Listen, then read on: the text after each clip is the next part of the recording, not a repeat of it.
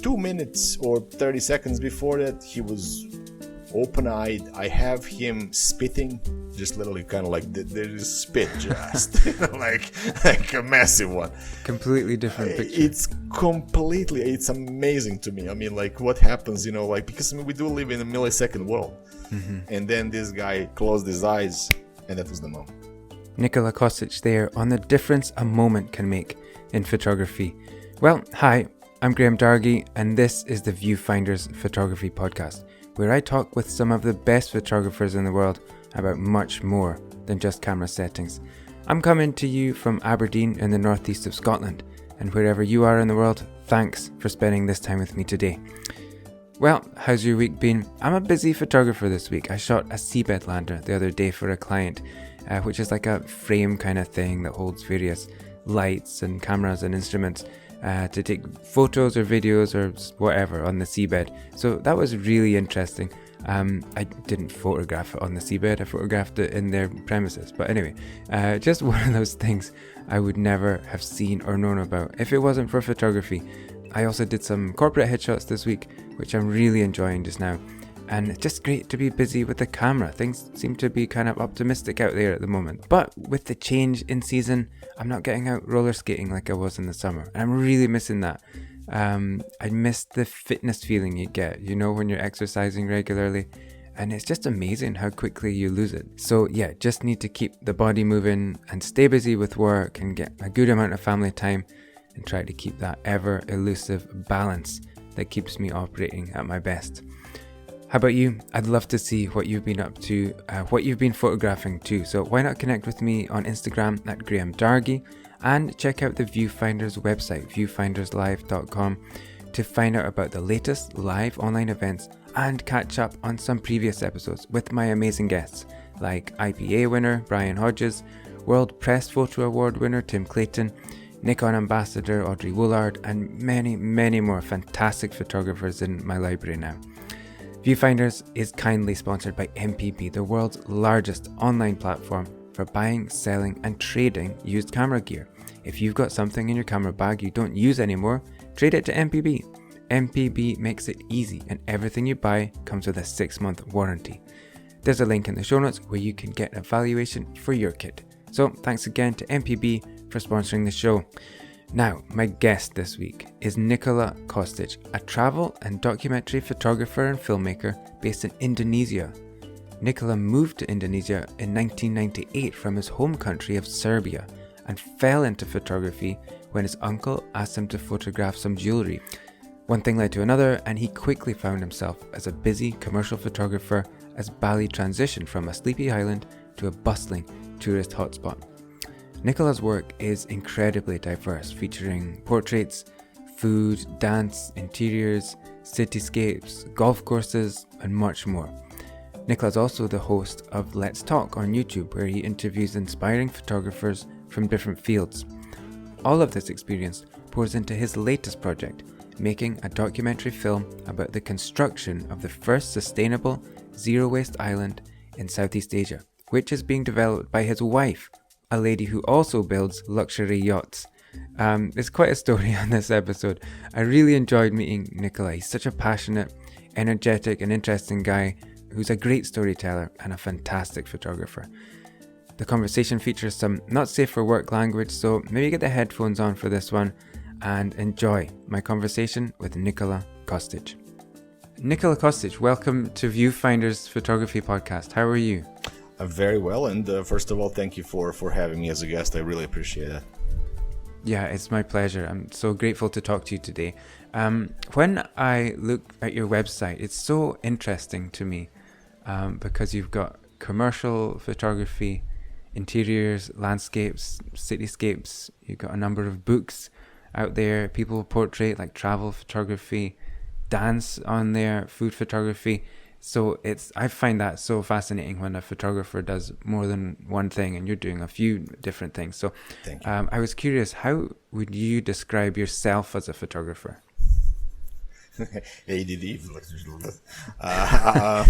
the thing is, real description is I would describe myself as exceptionally lucky. I have won kind of like the equivalent of, 14 lotteries, one after another. I mean, none of this was planned. There's absolutely no. I haven't taken photograph up until I was 25. Yeah, I started in Bali.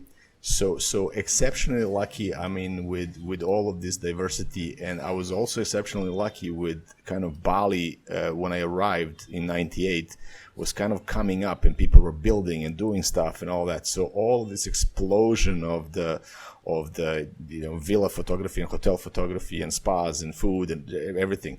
My sister is a modern dance choreographer. So that's how I got into dance and photograph dance for, 18 years now. My wife is a special type of lunatic. She built, these boats and stuff like that. And I had some friends who had boats. So that's how I got into yacht photography.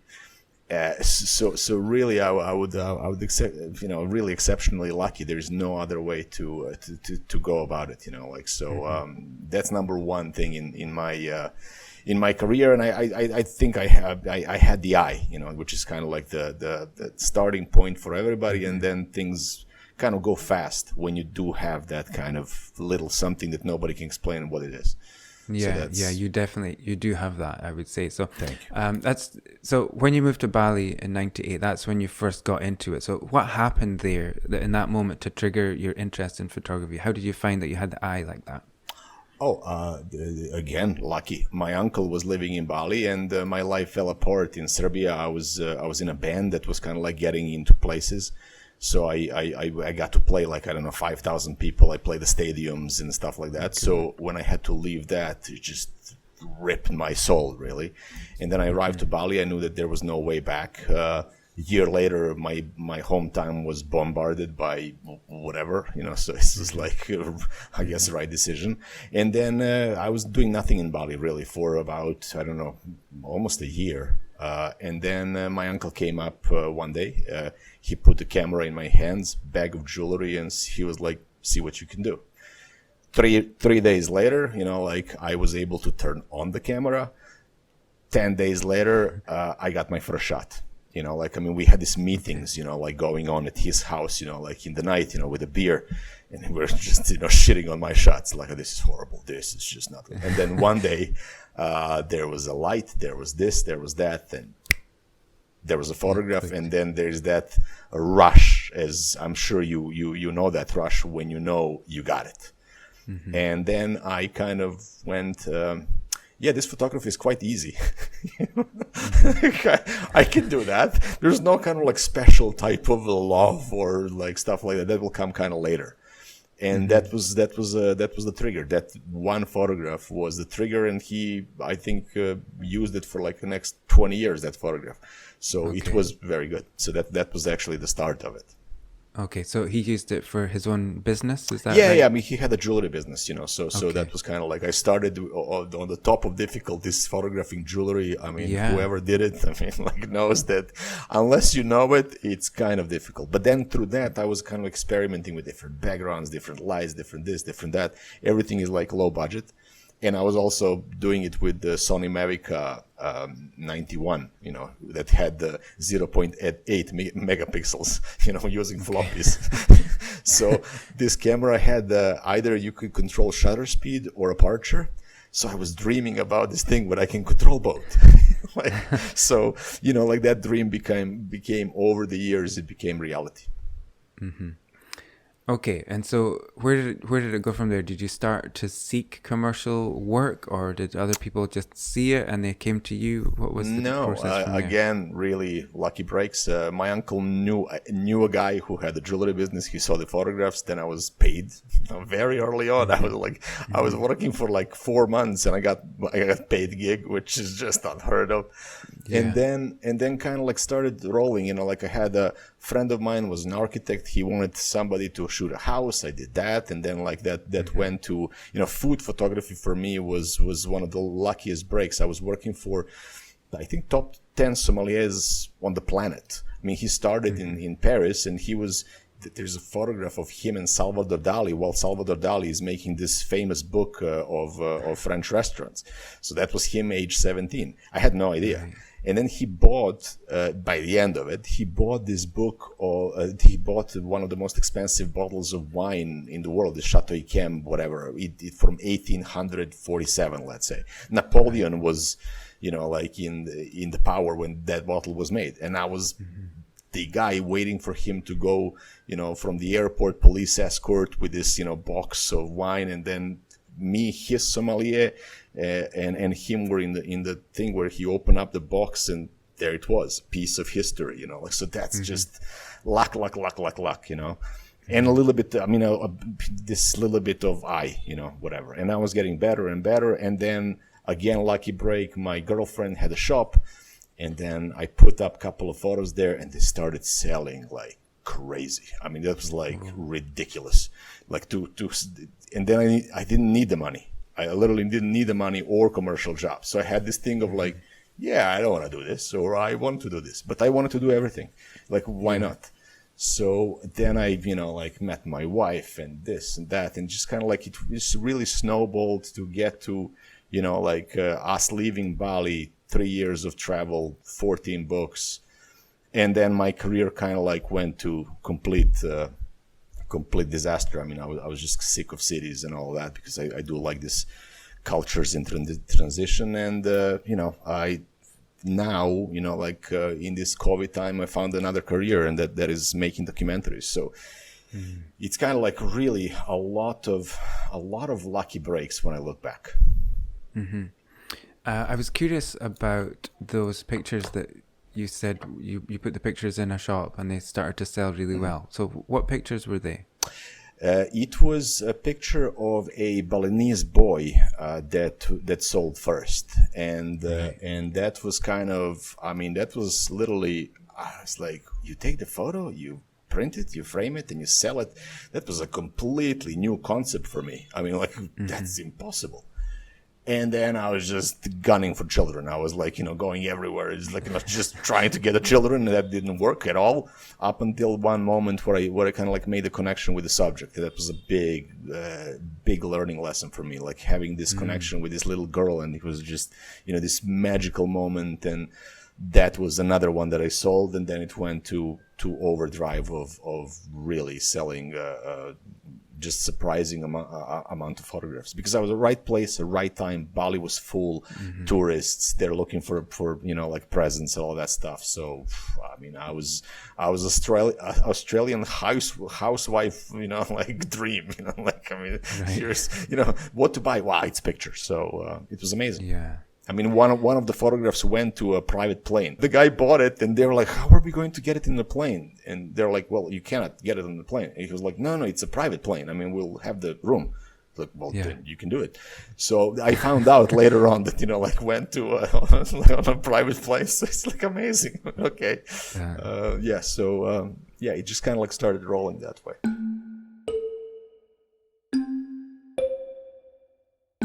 You said just now, and I read this on your website, that you love nothing more than cultures in transition.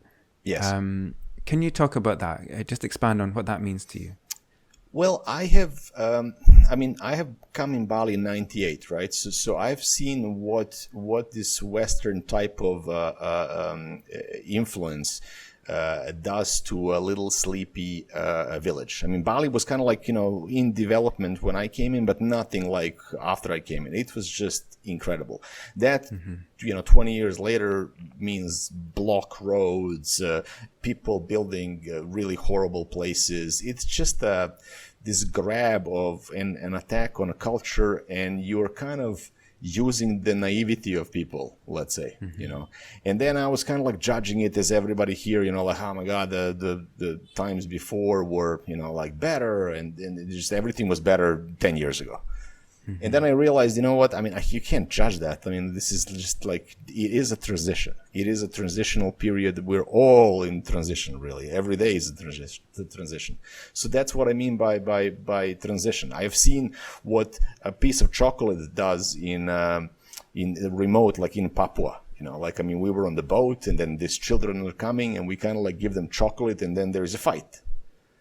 And you're kind of like from the best. I mean, you're coming from a really open heart, and you want to share this thing, but that little thing that is like really nothing to you means almost a war. It got me thinking of like, oh my God, what was it like in 1700s when people are really stealing stuff? I mean, really kind of like, India is ours. I mean, Australia, let's do that. I mean, America, I mean, like these Native Americans, who cares? Let's kill them all. I mean, it's just kind of like, it got me thinking about that transition, what it brings. Is it good? Is it bad? So I'm kind of trying not to ultimately make any judgment on it, I mean, it's just very, very difficult, because maybe this is good, maybe this is bad. Having, there are good stuff about, let's say this civilization coming into stuff, medicine, this, that. I mean, like people are dying from cuts in Papua. They just get a little simple cut, it gets affected, they lose the leg. I mean, it's just, there's nothing so I still haven't decided, about, is it good or bad, but I'm seeing more bad about just gunning for money than good, and I'm interested in that transition of people who are there kind of like bystander of they don't know what's happening. They just don't know what's happening. I mean, Europeans don't know that, the Europe is already China. It's just, 300 years from now, it's going to be this multicultural place. But Europeans are so kind of like, we are so amazing, everything is bought by Chinese. I mean, it's game over. You're just living now, but 500 years from now, we're going to be viewed as like, those people who lived through COVID time. I mean, we're going to be an interesting YouTube, thing, nothing else. So, yeah. Yeah, it's quite interesting. I was going to ask you about having witnessed the changes in Bali and the good and bad sides of that, because from the West, we think our way of doing everything is better, and it isn't always better, obviously. But every culture, I think, I've talked about this a little bit with Trevor Cole as well. Cultures transitioning, they have every right to move on, but also it's a shame to see old ways, traditional ways of doing things dying out. We're all in transition at the moment as well, and you've touched on it relating to COVID. Absolutely. I mean, is there any way we can navigate that, or are we just passengers in the process? I mean, I think we need some sort of a new system. I mean, because we're trying to cure something that cannot be cured with the ways that we're doing stuff. Compassion and all of these things are needed, and it's very hard for somebody who has almost next to nothing to say no to money. I mean, it's just it's very, very powerful drug. Really, it's the most powerful drug that there is. Money, just I wouldn't say corrupts people. It gives people some sort of, some sort of immediate upper hand. But then, if you turn into a complete asshole, you can have all the money in the world, but nobody will talk to you. So, so I'm kind of, I don't know if there is a way out unless we completely restructure the way society works. Which is, don't ask me how. I mean, it's almost impossible to think of the ways. But I mean, the age of information is wonderful and dangerous. As we can see now. I mean, like with this divide of the world of this is right, this is not right. I mean, so much information is flying around and leaves people completely confused. I mean, like I don't know anybody. I have never spoke to anybody during this past year who says, yeah, I know what's going on. Nobody. Everybody are like, you know what? I don't know. I really, I don't know. So it's a weird time, and we will just have to, I guess, not wait and see, but, try to do whatever we can, in that like kind of small circle of people to make things better, and then hopefully that will take on. I mean, John Lennon Imagine song is beautiful, but the world does not function that way. McDonald's, on the other hand, took over the world. Yeah. It's like, a burger, really? Awesome. So, and imagine is like, yeah, it's like, no, probably not. So it's a weird world that we're living in.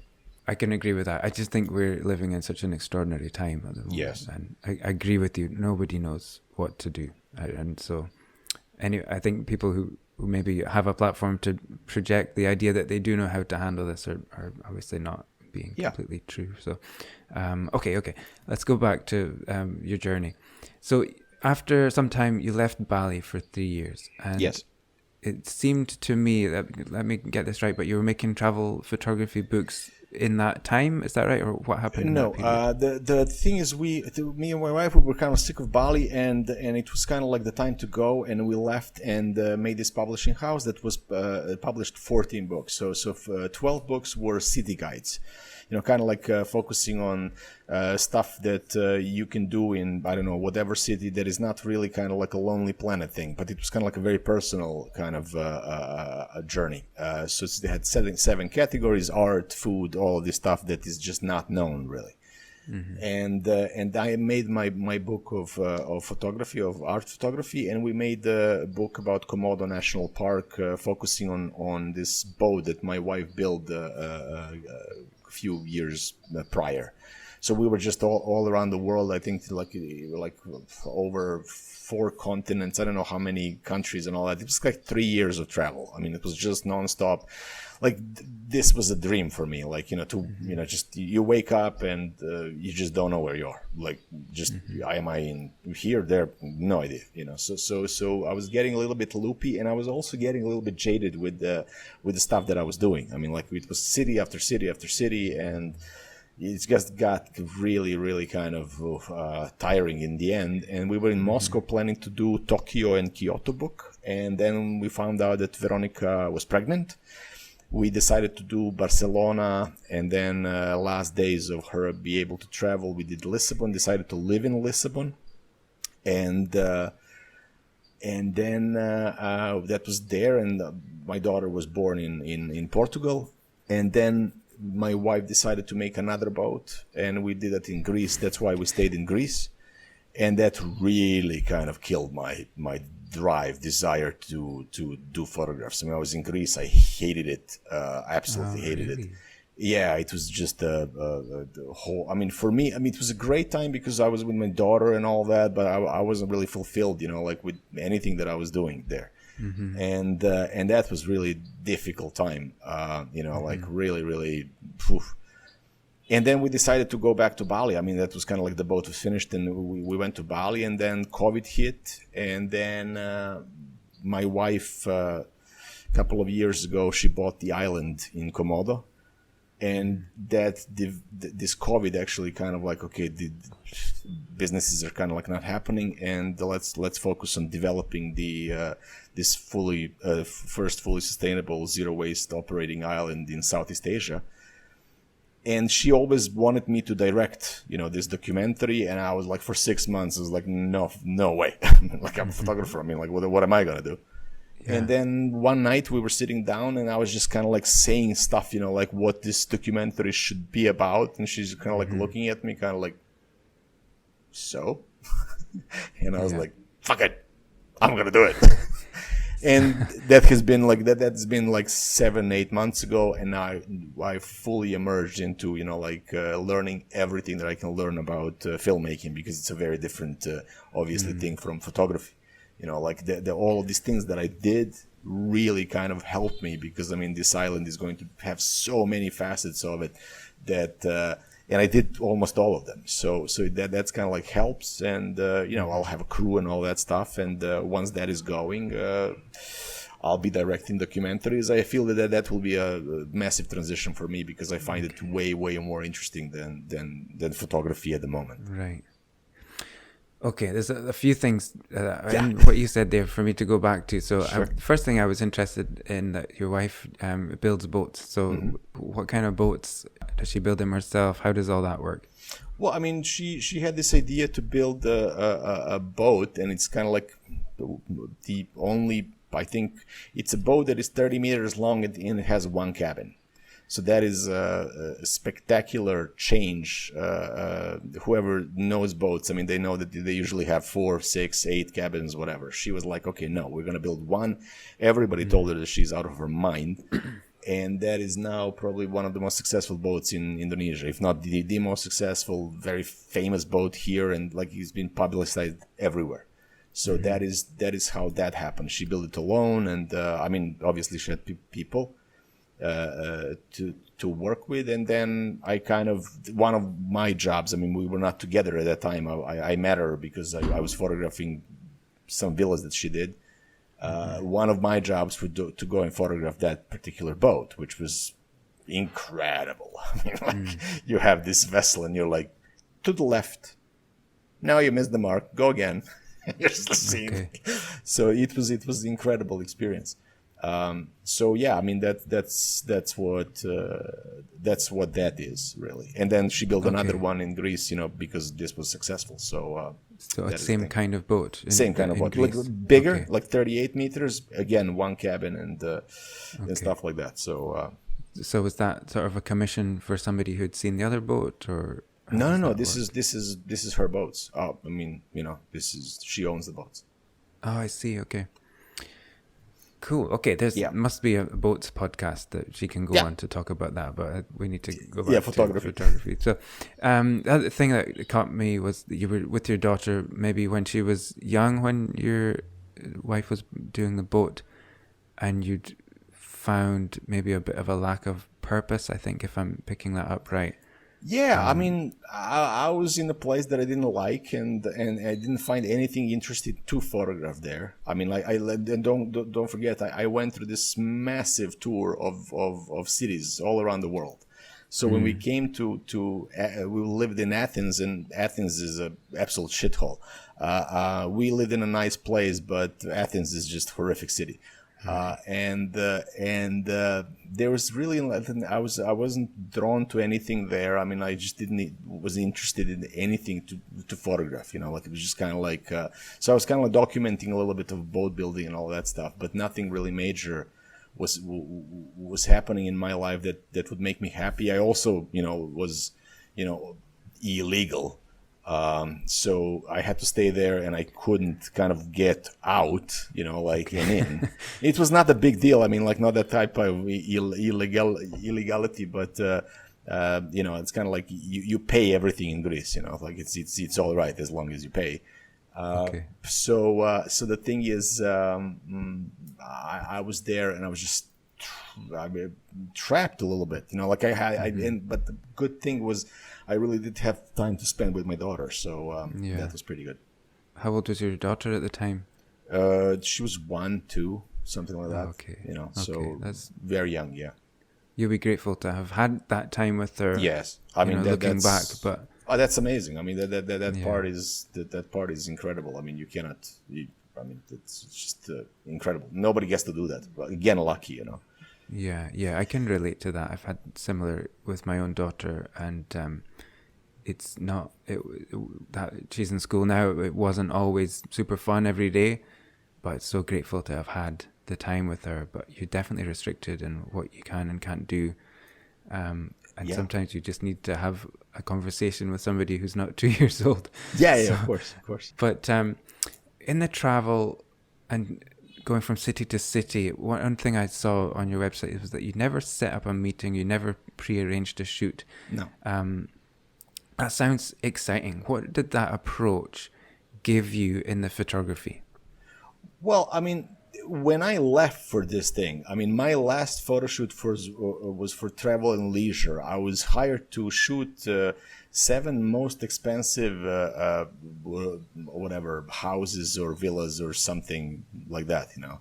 So I was in my prime of interior photography, meaning that this type of, you know, you go into the shop in the shop. I mean, it's all beautiful places, and then you just snap a shot. That was pretty much it.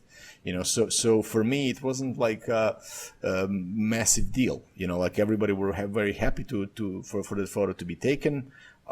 So for me, I mean, I was kind of like in and out. You know, like I mean, I go in, I take the photo. I didn't see anything unusual or difficult. I don't work with lights, like I use natural light. So for me, it was like, this is really, for years, I have grossly overcharged my clients.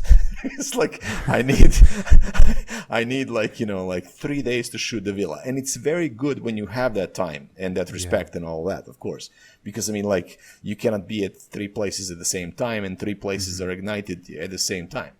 But with this was not a big deal at all. I mean, we were just kind of like strolling around the cities. You kind of like have this beautiful, like thing, like you go into the shop, you shoot it. There is a high when you find something that is really, really visually pleasing. I mean, there is something about that. And also kind of like it's kind of like little gems, like little hidden corners, like we did a research on where we're going. But a lot of times we would discover these things, completely unexpected, like, and also, I went through probably 500, 600 galleries, art galleries around the world. So that is a massive education, that I received, like, and seeing these things and all that, especially that I don't really have any desire to do street photography in the cities. I have no desire to do anything really to do with cities. Is just kind of like, I will never do that again. There's no interest whatsoever. And I did it, like I did it. And I really, truly, I love street photography and really, really admire people who do this, I just don't find that interesting at all. Looking at your interiors work, it's very neat and tidy, and then your kind of documentary or travel photography is very sort of earthy and real and authentic. Going into this next phase for you, shooting documentaries, and I think you touched on this before in what you said. It was one of the things I wanted to come back to. How do you see all of the experience and the different kinds of photography that you've done coming to bear on this sort of future project with the sustainable island? Well, the whole concept of shooting this thing is like, I think it's very interesting. Obviously, we will have things that are happening in front of us, documented in real time, almost like a reality TV show. It's reality that will create a certain type of drama, and things will happen and they will go wrong. I'm pretty sure. You try to build a dog house, something will go wrong. Like building an island, like for sure, the things will go wrong. I have a little problem because, when things spectacularly go wrong, that probably means that I had the best day ever, but that simultaneously means that my wife had the worst day ever. So it's going to be a very interesting thing of like, the crane fell and we got it in the slow motion. It was amazing. And she's like, yeah, but that's like, like fucking $50,000. So that will be very interesting balance to see like what will happen there. But I also want to kind of like, the end of this story is us being a traveling show in the museums. So essentially I will have all of the people, I will have over 20 people that are heads of departments. I'm talking about landscape, I'm talking about food and beverage, I'm talking about people who will be doing the gardens. We will have a shipyard that will be set up, which I'm super excited about. I think this will be incredible to do. Shipyard will be in Bira in Sulawesi. And there is an amazing story there that kind of rivals Caribbean, like this kind of like pirate ships and all of that. The same stuff was happening in Indonesia, but very few people know about this. And there is a tradition of building boats from 8th century. So this story has really never been told, and I want to tell it through, us building boats there, interviewing a lot of people, old school people and all that stuff. So all of that will happen. And I also have this idea to incorporate, for example, how will I incorporate dance? It would be very interesting. My sister brings her own crew. We have, like these houses that are not finished. So I can create a dance piece, like on the island. Nobody does that. It's like, so I'm thinking about combining art, comedy, like anything that we can think of to kind of entertain people will be there. And then you will have, like our people, like the heads of departments, we will also reach out, much like this podcast. We will reach the very interesting people in that field. So you will have this conversation between two people who really know what they're talking about. It's not for a lot of people, but somebody who is interested in whatever subject will have this opportunity to go like, okay, we're on this level, and now we're going to take it to that level of understanding and the process.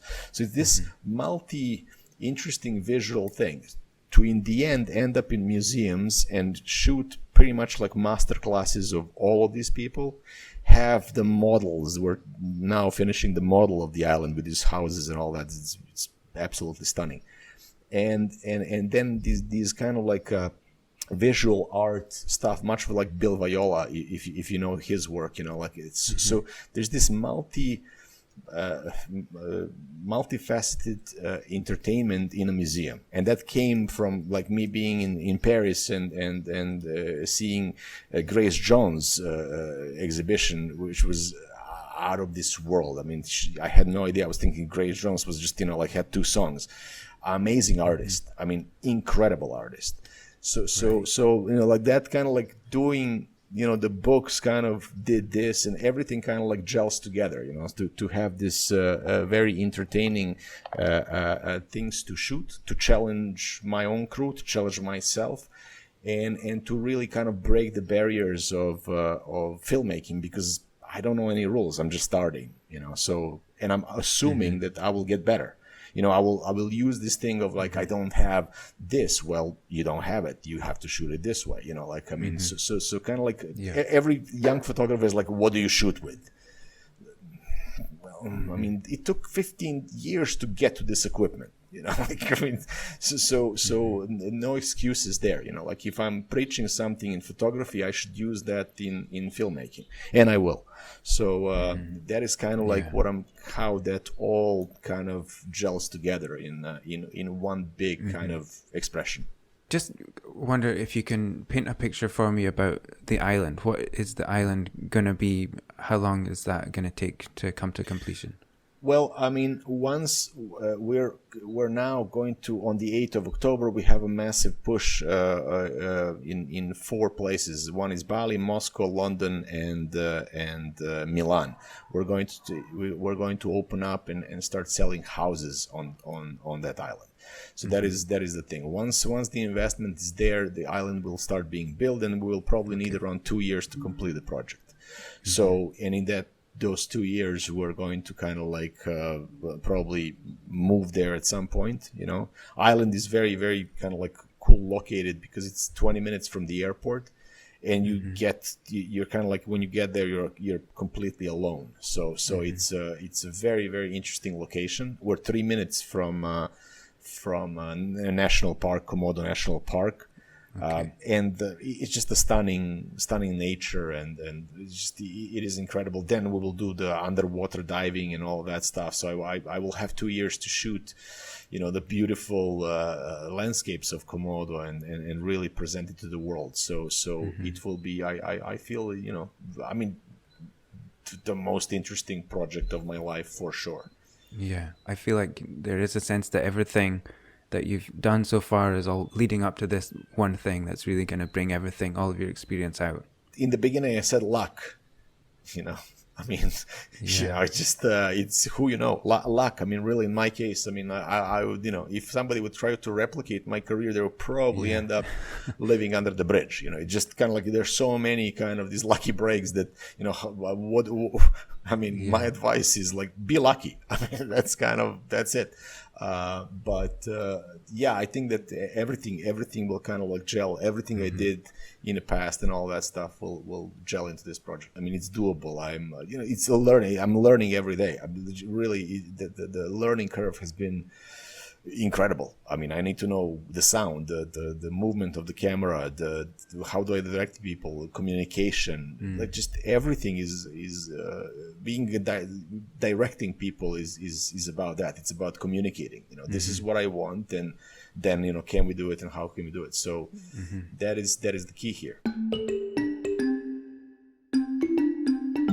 let's really bring it back to photography for a minute. Well, let's talk about your gear, and then we'll talk about some of your photographs as well, specifically. So the Gear Round is sponsored by MPP. So what would be a sort of go-to camera and lens combination for you? Obviously, because of the sheer variety of stuff, it's always the same camera. I mean, like, anything, the Nikon D100, D800, 810, and I like the look of this 850 now. Mm-hmm. And then the lenses, I just don't go stupid. I mean, like I 1635, 2470, and 70 to 200. That's my equipment, and one macro lens. I mean, that was like 60 millimeter, nothing special, but it works for me. So I don't go crazy. My favorite is 70 to 200. I just like something about it. I don't know. Like, I like how landscapes look like with that lens, and I love how portrait looks like. I don't like coming to people's faces and photograph them like that, because I just I don't pose people. So for me, this is my favorite lens. I mean, that's 70 to 200, and the minus with that lens is that if you're walking around with that lens, and especially with Nikons, you come home with a claw hand. Yeah. It's like, Jesus. So I cannot get rid of this for like 3 days. And you put it there next day, and then you go. Yeah. But I think that, people should suffer a little bit for their art, because when I think about Ansel Adams, I mean, and him, carrying his stuff, like on top of the mountains, I mean, this is kind of, light. Yeah. So I've been always Nikon. I bought actually XT2 Fuji. Absolutely hate it. And just to clarify, it's a great camera. I've seen people do amazing stuff with it. However, I hate it. Mm-hmm. I don't like how it looks like. I just don't like anything about the camera. However, I love the video on it. Okay. So it's really weird. I mean, like, just kind of like this love and hate thing. And I think that Nikon is like something that I will stay, with forever. I don't see any. Yeah. They're all the same. They're really all the same. It's Nikon, Canon, Fuji, but whatever it is, they're all really the same. At that level, it's like, who cares? Yeah. Really. Yeah. I agree with you. It's just a camera, but also agree with Nikon as well, so I can understand what you mean there. With the street portrait or the portraits that I see a lot on your Instagram feed, the ones that are filling up your Instagram, would you have shot a lot of those with the 70 to 200 then?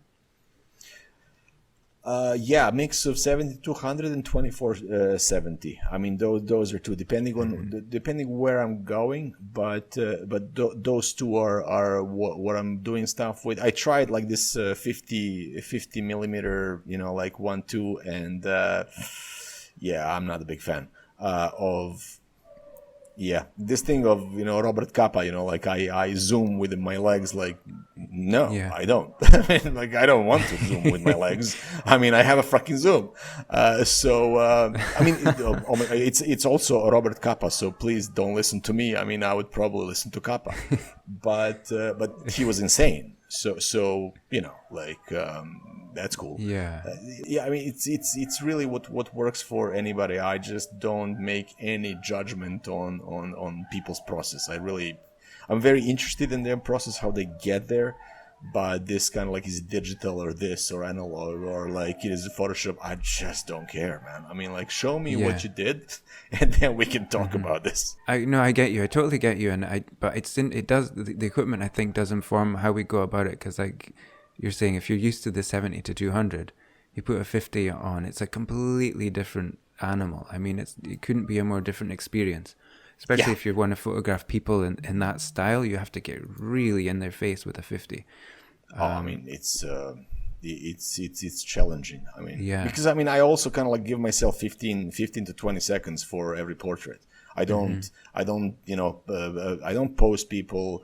I don't do stuff. It's just kind of like it's in the passing and it's done. Like if I ask somebody to stand somewhere, like they stand 15 seconds, we're done. And then I kind of like I don't spend time with them before. like I can kind of like joke around with somebody after, but then I usually don't speak the language, of that thing. So there's so much you can do with like, thank you, goodbye, and all that. They see the photo, they're happy, and that's pretty much it. I don't really. I'm wondering what will happen if I actually have that time to spend with people, because a lot of people are kind of like, you have to spend the time with that, blah, blah, blah, just to get immersed into the culture. And and I can see that being very beneficial, It's just that I just like running. I don't know. I just like running. I like that thing of almost a sniper kind of beautiful, move on. I get that. I totally get that. I think it's just there are different ways for different people, aren't there? There's more than one way to do it. I would be inclined to shoot your way with the longer lens and take a step back and stay out of the way of people. That would be my kind of go-to. Having said that, if you get some time to spend with someone, you can take it to a different place. But I don't think you necessarily have to do, one thing or the other. It's just what's going to work for you, isn't it? 100%. No judgment or there's no right or wrong way. I think that every photographer will say that. Anybody who is any good will never make a judgment on somebody else's what is the best lens to shoot whatever, whatever you want. And that is the question pretty much that I'm getting from younger photographers, what is the best lens to start with? I don't know, like some zoom. It's just no. What is the best camera? The one that you can afford. That would be a good start. But I've been there. I know how overwhelming that is. The desire to get to a place, and you cannot, because obviously this equipment that we're talking about is not important, but it's essential. So at the same time, you cannot do certain things with certain cameras. There's no way. Sensitivity, light, and all that stuff. It's just there's no way. So I would always go from the subject first, and then kind of work my way around into that thing, and then the desire to have stuff. The longer you wait, the more gratifying it will be when you get it. Yeah. And then, you just kind of bit by bit, you build your equipment. Unless you are some rich little kid that can get like a Leica, everything, 50 grand, and probably they're not going to, they're not going to be happy with it after a week. I think you'd miss out so much of the process, so much learning if you just had that. Well, I want to take a second to thank our sponsor, MPB. MPB buys, sells, and trades thousands of camera items each week, and everything comes with a 6-month warranty. I'll put a link in the show notes where you can get a quote for selling your unused kit to MPB, and I'll make a link to all the gear Nikola mentioned, so you can pick up some second-hand deals on that great equipment that we spoke about. Thanks to MPB for sponsoring this show. Okay, let's go to a round called double exposure. So I would like to ask you about a particular image, maybe one or two, and you can tell me the story behind that, and maybe there's one or two pictures of yours that have a special meaning or a special story with them that you can share about as well. So the one, it's really tricky with your work because it's so diverse, but looking in your Instagram feed, the pictures that you feature there are the ones that are so outstanding, the portraits of these different people from different cultures, and it makes me wonder who they are, why they're have that face paint on and whatnot, what they're up to. So they really make me curious about the subjects. But the one that I've wanted to ask you about first is, I think it's on the cover of one of your books. There's a boy I think it's a teenage boy in the doorway. In the doorway. Yeah. So what's the story behind that one? Well, it's an interesting story because that photograph, the way it is, it doesn't need any explanation. Just kind of there's calmness, there's Buddhism, there's this, there's all of that stuff. That's just a very, very juicy thing and all that. However, 2 minutes or 30 seconds before that, he was open-eyed. I have him spitting. Just literally kind of there's spit just like a messy one. Completely different picture. It's completely, it's amazing to me. I mean, like what happens, like, because I mean, we do live in a millisecond world. So, and then, I mean, he was just spitting and then talking to his friend, and then his friend kind of like went like really deep. He left, and then this guy, closed his eyes, and that was the moment. Yeah.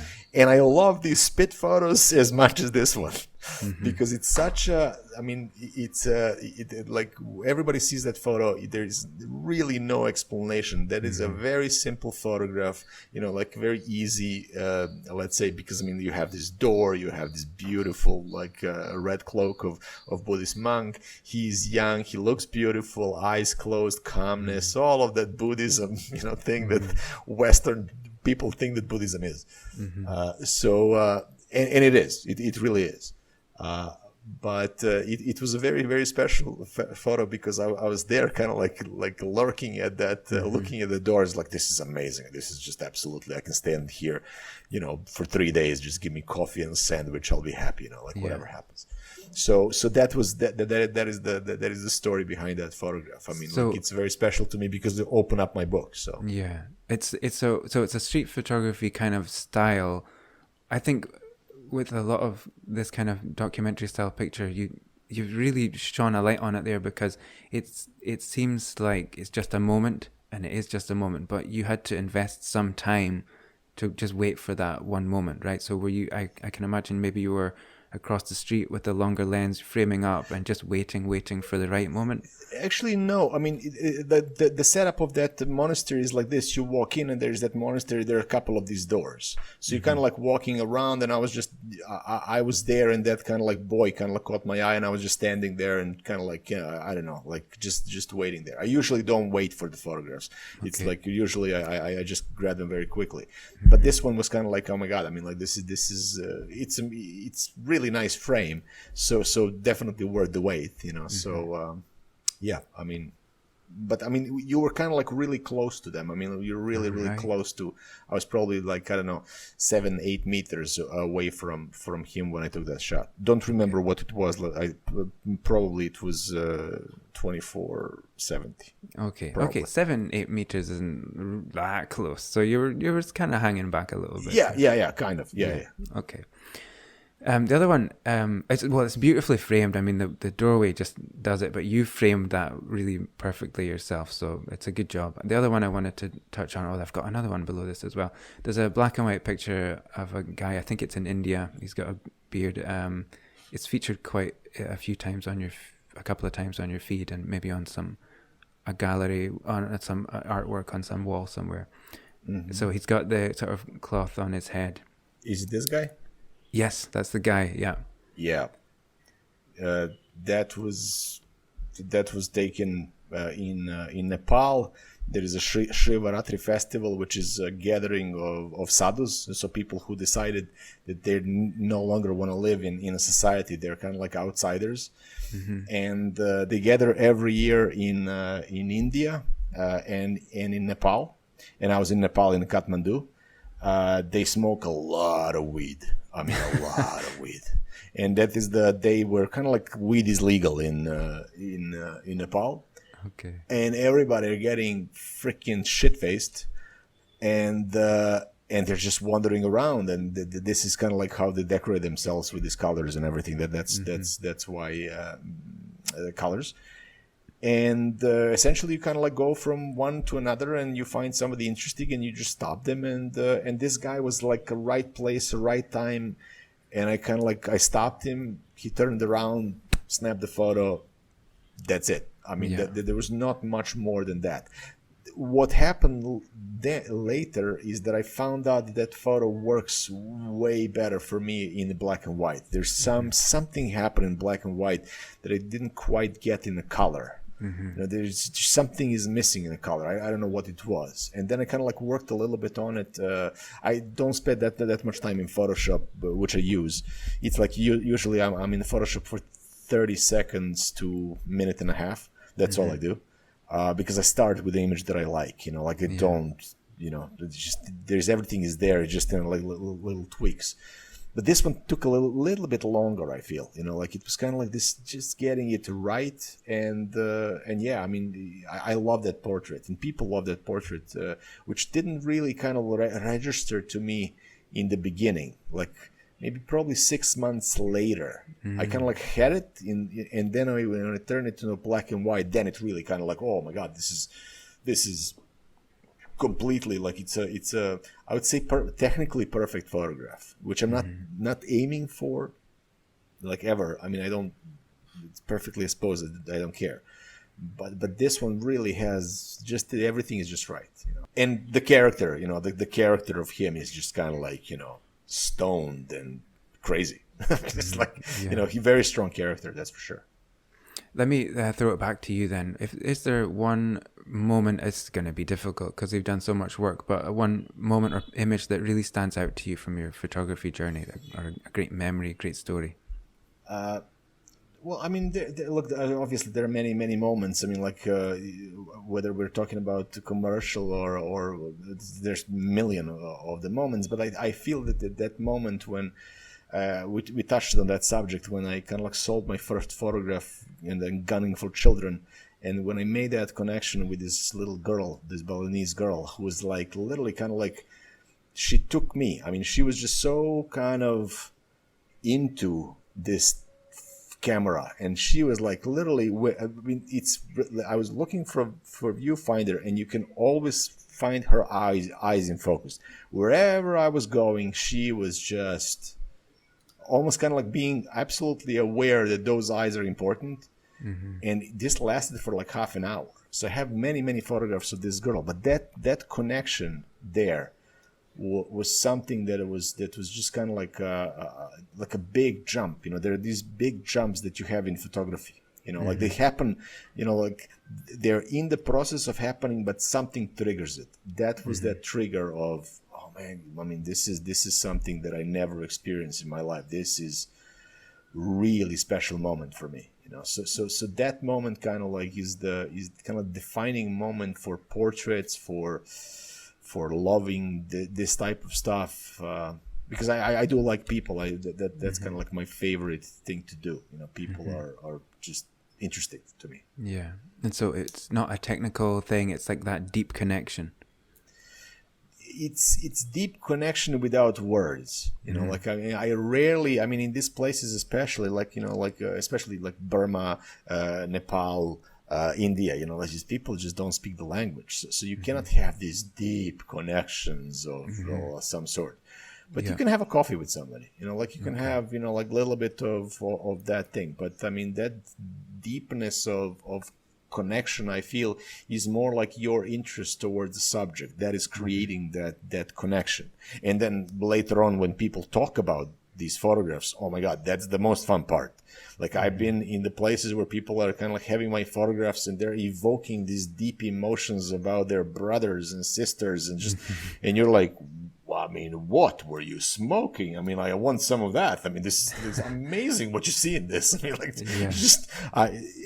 and that was very, very eye-opening experience when people start projecting stuff on the images. That is a very interesting part for me, because you have your moment when you take the photo. When you're looking for the photograph, when you're walking around the city, that's yours. That is just yours. That moment of capturing something and just looking at the back and like, oh my God, this is incredible. Without that ego of like, oh my God, I'm amazing. But just kind of like that, the joy of photograph. I mean, just drips of the photograph. You know that moment. And it's not, like I said, it's not ego painted. It's just beauty of life, oh my God.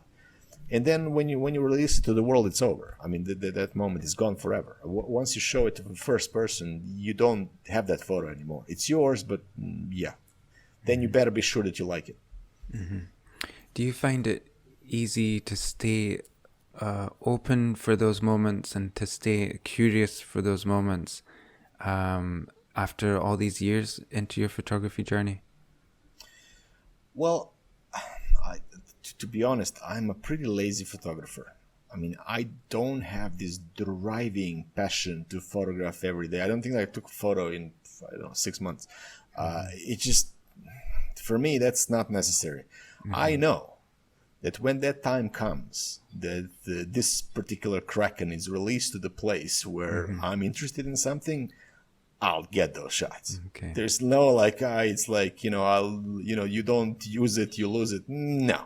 It's like, this is just no. I mean, I have it. I'm this confidence took 20 years to develop.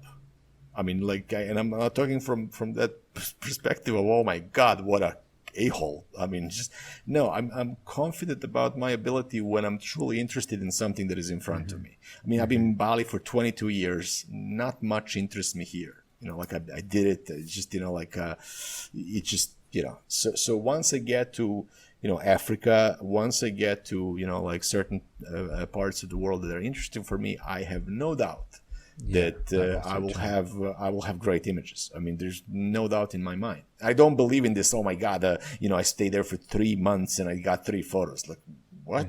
Like, that's really low. I mean, it's just like, no. If you're really interested in something, you do the research, you do this, that, and then it's kind of like, that's your abilities are there. So.